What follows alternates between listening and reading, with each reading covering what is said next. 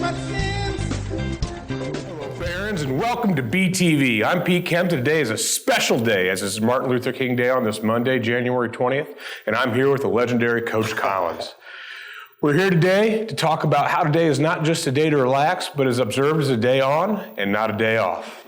Pete and I are here to discuss the real meaning of MLK Day. In the words of MLK himself, everybody can be great because anybody can serve. You don't have to have a college degree to serve. You don't have to make your subject agree with your verb to serve. You only need a heart full of grace and a soul generated by love.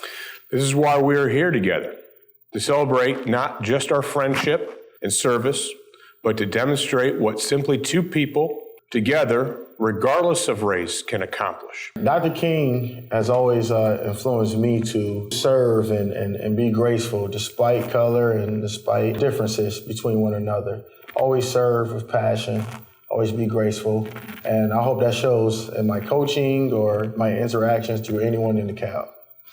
And really with that, it's about not just serving each other, but serving the community. Absolutely. And doing things together to make where you live a great place and not to cower and hide just because you're afraid of something, whether it be people who are not like yourself or you're afraid of success or moving forward in progress. Absolutely. And make sure to stick around to the end for a brief history on Martin Luther King Jr. Day. Now to Big Al and Zay. What's going on, Baron Nation? I'm Big Al with your Monday Need to Know announcements. Thank you to Coach Collins and the one and only Pete Kemp for introducing today's episode for Martin Luther King Jr. Day. Hi, I'm Zodiac Zay, just chilling. And now to sports. What's up, Barons? Welcome to the Monday Sports Report. Friday, the boys basketball team traveled to East Noble. They fought until the very end, but fell by a score of 61-50. The boys will return home to take on the Angola Hornets tomorrow. Saturday, the girls basketball team took on East Noble at home. They also played a tough game, but fell by a score of 51-39. The gymnastics meet at Plymouth and the wrestling meet at Garrett were both canceled on Saturday. There are no sporting events tonight. Tuesday, the boys basketball team will take on Angola at home versus Angola, with JV starting at 6. The gymnastics team will travel to Bishop Dwenger with their meet starting at 6:30. And lastly, the swim team will travel to Belmont with their meet starting at 5:30. Zodiac Zay, just a chillin'. Peace. For any of you Barons who are in student government and you are a representative, there will be a general meeting on Tuesday, January 21st in the multipurpose room during homeroom. Please be there. And now to lunch. Hey ho, Barons, it's Monday. Welcome back to high school, and we're hanging out with Miss Allen. So anything big happened this weekend? Did you watch ATV? Just chilling. Oh, yeah, I watched some football. There you go. That's what we're talking about, the football. So did your favorite team win? I didn't really care who won. That's all right. That's all right. I kind of I was let down over the weekend. Both of my teams that I was rooting for lost, which was the Packers and the Titans. So, it is what it is. So with all that football that was going on this weekend, and you probably done some basketball watching too, didn't you? Yeah. Did your favorite team win in basketball? Yep, IU won. There you go. All right. So all that sport activity, does that make you hungry for food? Mm-hmm. It does. All right. How about a taco bar with refried beans and Spanish rice? Not today. Not today. Not today. How about a chicken breaded sandwich with French fries? That sounds good. Sounds okay? Yeah. Are you a Bosco kid? Oh, yeah. Definitely. You're a Bosco Baron. There she is right there. It's cheese-filled Boscos. And, hey, it's beef and cheddar, so I think I seen Scott from the Arby's dropping off the Arby's roast beef and sandwiches. Did you see that this morning? No, I didn't. You didn't? Oh, he was out there with fries, curly fries. Matter of fact, and, hey, it's Monday, Jade, so sell it. Oh, no. Big Daddy's Pizza. There you go, Barons. You have it right there. So welcome back. Have a great week, and we'll see you on Wednesday. Poetry Club meets twice monthly in the Media Center during homeroom. For more information, contact Dina Glenn at dglenn01@decalbcentral.net. Now to local happenings. Howdy Barons, I'm Gavin with your local happenings. To start us off today is Martin Luther King Jr. Day. Martin Luther King Jr. was a civil rights activist in the 1960s that helped end the southern United States segregation laws. Today is used to celebrate the change that he helped bring and how he did it. Martin Luther King used peaceful protesting instead of violence to voice change. Lastly, Martin Luther King Jr. Day was signed as a federal holiday by my man, Ronald Reagan. In other news, 4 teachers from a Los Angeles area high school sued Delta Airlines on Friday, saying that they were exposed to jet fuel when a plane with engine trouble dumped its fuel over a densely populated area, including several students while making an emergency return to the airport. The fuel landed on teachers and students who were outside of the school at the time, and heavy fumes were reported. Have a good day, Barons. I'm Gavin. Now to weather. Hello, DeKalb Barons. Well, after being blanketed with snow and trapped under ice this weekend, we'll finally see a more quiet weather pattern over these next few days. As I am not forecasting or tracking any precipitation over the next 3 to 4 days, which will mean no escape from school over these next few days. I'm Zodiac Zay. But just because we avoid snow doesn't mean we avoid that cold air that we have seen, as today will be a chilly one with a high of 24 and a wind chill hovering in the teens most of the day today. Just chilling. But skies will be sunny, and the wind should dissipate by about sunset tonight. And when things fade to black, we will have a chilly low temperature of 16 with mostly cloudy skies. Tuesday will start off a bit cloudy, but after that, there will be mostly clear skies for the rest of the day, and a more seasonal high temperature of 30 degrees. Tuesday night skies will be mostly clear with a low of 20. Then when the clouds roll in for our Wednesday, and we will see a high of about 34 degrees with a low of 27. So have a great Monday, and I will see you all on Wednesday. Now to grind my gears with myself, the one and only Big Al. Welcome back, Barons, to this special Grind My Gears episode. I am Big Al, as always, and today I am with the one and only Jared Reedaboo. He is a BTV alumni, former tennis member, tennis brother of mine, and DeKalb grad. So, Jared, what really grinds your gears this evening? With the holidays being around, one thing I've really noticed that grinds my gears is people thinking they don't like Christmas music. No matter what religion or race or any preference to that, Christmas music's happy music and it's good for everyone. You know, when that Mariah Carey single comes on, it is impossible to not be happy.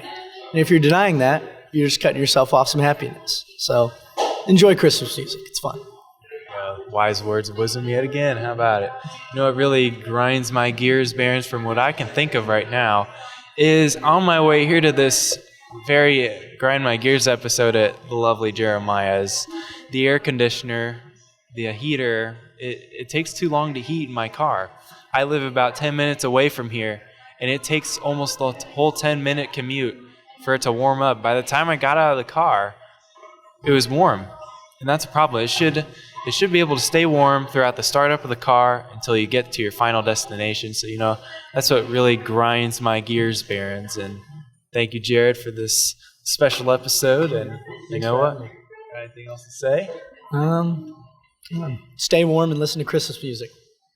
There we go. Or your gears will be grinding. That's gear grinding for sure. All right. Hey, see you on the next one. Bible study is up and running. We meet on Thursdays during homeroom in C202. Let's break back to the old folks before the end of today's episode. All right, and with that, we're going to cut to a short snippet on the history of MLK Day. Have a wonderful day, and we'll see you later, DeKalb. See you later. Beautiful.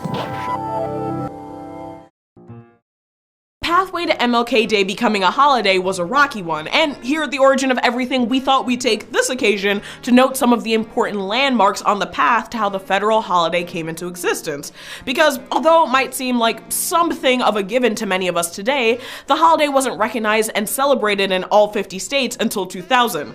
That's right, MLK Day was fully recognized nationwide for the first time the month after the world calmed down from Y2K madness. But before we get to what halted the holiday spread, we should first ask ourselves, what were the earliest iterations of Martin Luther King Jr. Day and when did it begin? Beginning in March 1968, MLK was in Memphis in support of the black sanitation workers who had been on strike.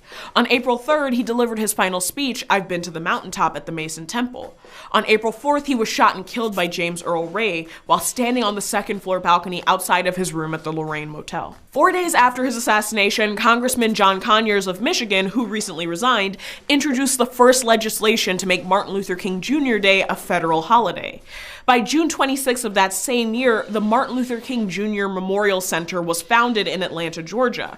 And on January 15, 1969, the King Center began to commemorate his birthday with an ecumenical service, which gained attention as a model for other observances of his birthday nationwide. But these were privately held ceremonies and not a federal holiday. So that brings us to our next question. If Martin Luther King Jr. Day began as a series of private observances, then when did it become a federal holiday? And why was there so much resistance to its passage? Well, it seems like there were two camps that formed in resistance to recognizing MLK Day as a national holiday. The first was concerned with King's history as a political objector and activist, while the other was concerned with the cost associated with creating a federal holiday. In 1971, the Southern Christian Leadership Conference collected 3 million signatures in support of making King Day a holiday, and these signatures were presented to Congress, but Congress didn't progress any action to make it a federal holiday that year. Then in 1973, Illinois became the first state to pass legislation making MLK a state holiday, followed by Massachusetts and Connecticut in 1974. And in 1975, the New Jersey State Supreme Court ruled that the state must provide a paid holiday for state employees on MLK Day because of its labor contracts with the New Jersey State Employees Association. From 1975 to 1983, pressure from the public, congressional hearings from King's widow, Coretta Scott King, and calls to action from the National Council of Churches all influenced the conversation around whether Martin Luther King Jr. Day should become a federal holiday in all 50 states. Recording artist Stevie Wonder even got in on the act with the release of his 1980 song Happy Birthday, celebrating the birthday of Dr. King and urging for the holiday to be passed. By 1983, the continued pressure had paid off, and both the Senate and Congress were strongly in favor of the passage of MLK Day, but even with the majority of leaders supporting the passage of the federal holiday, there still remained some holdouts. Senator Jesse Helms of North Carolina came out against the bill, calling King a supporter of radical political views and action-oriented Marxism, before temporarily blocking the Senate action on the House-approved bill in 1983. And although the bill was criticized by Helms, it wasn't universally unpopular or popular along specific party lines, with senators and congressmen and women supporting the bill on either side of the aisle. Then in 1983, the King Holiday Bill was passed, which called for MLK Day to be celebrated on the third Monday in January. The bill received bipartisan support and was sponsored by Democratic Rep. Katie Hull from Indiana and Republican Rep. Jack Kemp of New York. Later that same year, the bill was passed in the Senate, sponsored by Senator Ted Kennedy, before being signed by President Reagan on November 3rd. The holiday was scheduled to begin in 1986. So the first MLK Day was celebrated as a federal holiday in 1986, but it wasn't recognized in all 50 states until 2000. So that brings us to our final question. What happened to the holiday in the 14 years between the scheduled beginning of Martin Luther King Jr. Day and its first nationwide recognition in 2000? Well, in 1984, the King Holiday Commission was formed and chaired by Coretta Scott King, and the holiday was first celebrated in 1986 as planned. But remember when I noted that there were some opposed to passing a federal holiday in honor of King because of the potential cost to taxpayers? Well, with the passage of a federal holiday came the question of paid leave for unionized employees and federal employees.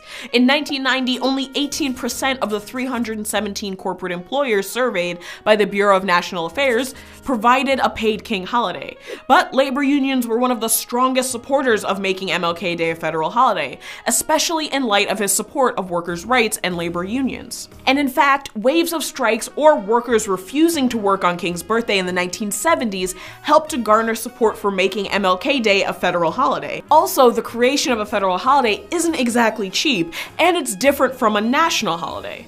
The 10 recognized federal holidays celebrated today are not technically national holidays. A national holiday would mean that Congress and/or the president has enforced the recognition of a holiday in all 50 states, whereas a federal holiday is a holiday that applies only to federal employees and to the District of Columbia. And with the creation of a holiday that gives time off to federal employees, as well as the potential for paid time off to employees in the private sector, there is an associated cost. A 1999 congressional report notes, supporters of the bill argued that a federal holiday would provide genuine and deserved recognition to Dr. King and the civil rights movement that he led.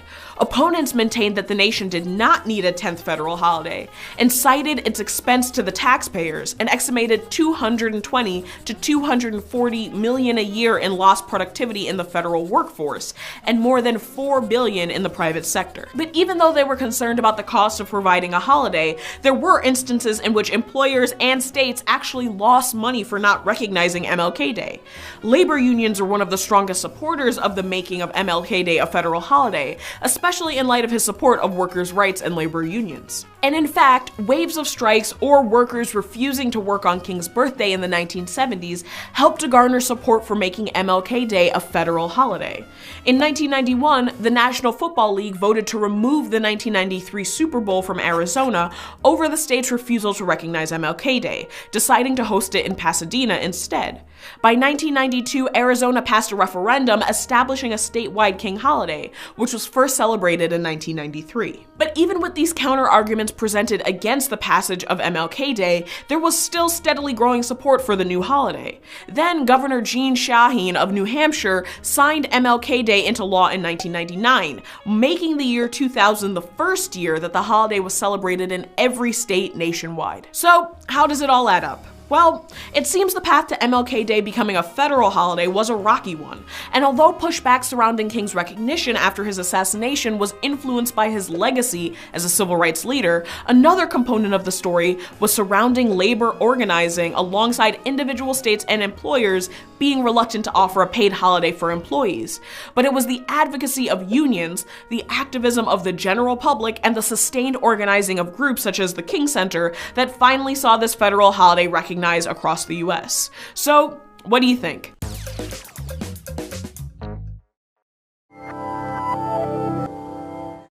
That's all I got for today, Barons. And as always, I'm Big Al. Stay classy. I'm Zodiac Zay. Boom. Just chilling.